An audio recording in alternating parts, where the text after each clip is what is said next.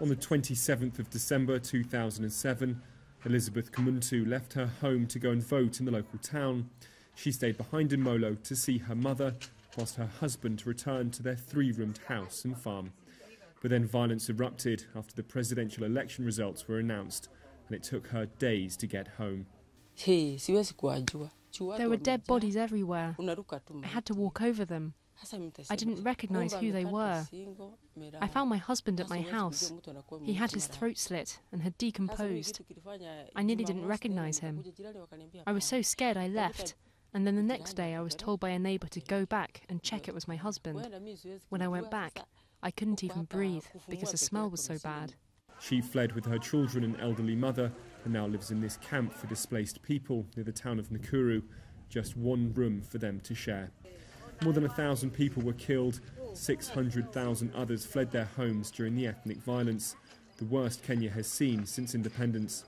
And although some have been able to buy land and resettle, thousands still live in tents across the country. Joyce Kamurira witnessed a group of men murdering her neighbours, then watched as the same group ransacked her house and stole everything. All she has received in compensation is 10,000 shillings, around $115 US.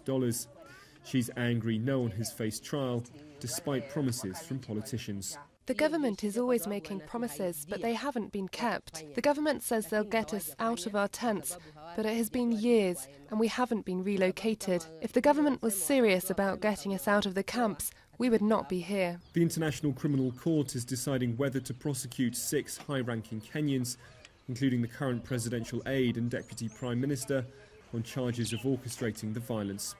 The Kenyan government had promised to set up local tribunals to try lower-level suspects, but never did. So one international group of lawyers is suing them to make sure they fulfil their promises.